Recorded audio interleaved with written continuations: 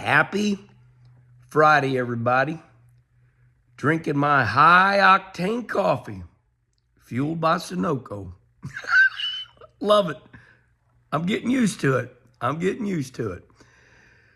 Well, gonna be a little shorter. I don't think I'm gonna get to 8 minutes today, but it's later. It's I don't know. It's almost 9 o'clock, and that's a good thing. Oh my gosh, them damn cruise ships. Love them and hate them. The airports, hate them. No love for the airports.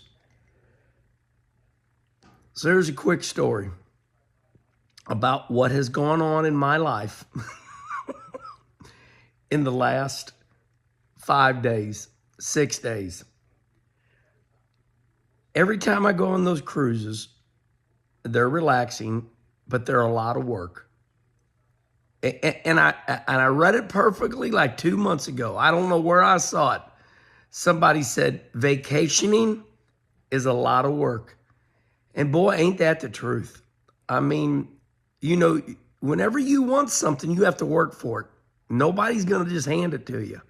And that's the way vacationing is. I think of Dick Trickle every single time I go on a vacation. Dick Trickle would say, "My boy, you know why we go on vacation?" And I'm like, "No, Dick, why do we go on vacation?" He said, "So we can go back home." And I've told this story several times, but the older I get, Dick was a brilliant philosopher. You stop and think about it. You go on a vacation and you get halfway through the damn thing and you're like, "Oh, can't wait to get back to my own bed. Can't wait to drink my type of iced tea. Oh, I miss my restaurant. I miss my routine." The older I get, that's the way I am, man. You go on those cruise ships and they're fun, but oh my God, you leave the house at some stupid time in the morning, get up at 2:30. That's what we did the day after the Dome.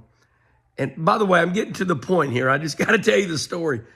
So we get up I go to bed at 2 in the morning after the Dome. I lay down for 28 minutes. I remember I laid down at 2, got up at 2:28, and I had energy still. And I loaded everybody's luggage up. I looked like a damn, one of those vans that pick you up at the airport. We had like 5 of us. Me and Kim, Uncle Doug and Kathy and Kim's mom. 5 of us and full of luggage. Get up to that airport at 3:30 in the damn morning, and we're unloading this crap ton of luggage. And of course, we get lucky because there's a porter outside the airport. I tip the hell out of him, and I'm like, "Hey, help us old people out, man." Of course, Kim's mom's, 77 years old or so, and her knees are killing her. Uncle Doug needs a knee operation. So it's like, respectfully, humbly, it's like we're all cripples. So we make our way on this damn airplane, and it's dark outside, and we land in Miami, and now we're too early. So we go to Bayside, and they got a luggage area. So we're dragging luggage through the streets of Miami, and we park our luggage, and we hang out at Bayside for like 3 hours. Now it's time to get on the damn boat, the ship. And that was nice. They've made it a lot easier. So we get on the ship. Of course, you got to wait for your luggage. So, you keep checking your room to see if your luggage is in there because you need some of the things. You see where I'm headed with this? So then finally the vacation starts. And what happens? What happens when you get in a confined area with 6,600 people? There was 6,600 people on that ship. What happens? That's right. If you're not sick, I can tell you how to get sick. Happens 100% of the time. I've never been on a cruise and come back happy. Kim's mom, her feet were swelled up. Kim had a cold one night, but she got over it quick. And I'm a happy man right now because finally, now I got to blow my nose one more time, but finally I was able to sleep. And finally, my nose quit running. So we spend time on the cruise ship. We go on the islands, and it's fun. It is a good time. The bottom line is this: the airport and the confinement. And they use preservatives and salt, and you start getting bloated. It's like, fuck. So then, the direct flight. Okay, so now we're going to leave on Sunday from Miami, right? We're supposed to leave. You know, I want to get off. They force you off the cruise ship, which is fine. It's time to get off. There's a lot of people 6 in the morning. They're like, "Let me off, this son of a bitch." You know, for as great as cruises are, people want to get off. So instead of being in an airplane at noon, like 4 hours later, 5 hours later, somehow they mess our ticket up. Kim had booked it good, but we got to go to the Miami airport. And we can't check our luggage in until like 1 o'clock. So we're in the airport from 9 to 1, laying on the ground, sitting around. So at 1 o'clock, we finally get to check our luggage in. Now it's like a third world country. We're like vagabonds. So the plane takes off at 4:30 that evening. So we are in the Miami airport all day long. Now we're going to really get sick, right? So instead of coming right back to St. Louis, oh, hell no. They're going to get us one more time. So the plane takes off and goes to Houston. Totally the wrong way. Houston.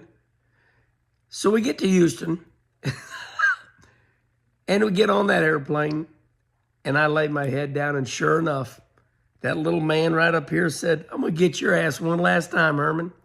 Turns on a little water spigot. Yep. Turns on a little water spigot. So about 8:30 that night on the airplane, United Airlines, headed back to St. Louis. I'm sick. And when you get of age, you know when you're sick. And the snot starts draining down. So here's the moral to the story. On Monday, my buddy Joe Rudy calls me up. And it's 7 in the morning, and I am bitching, and I am whining like a little baby, sitting right here. And I'm whining, and I'm crying to Joe Rudy. And my wife, the love of my life, she's awesome. She comes flying out of that bedroom and chews my ass out. She said, "You sound like a whiny old bitchy man. You baby."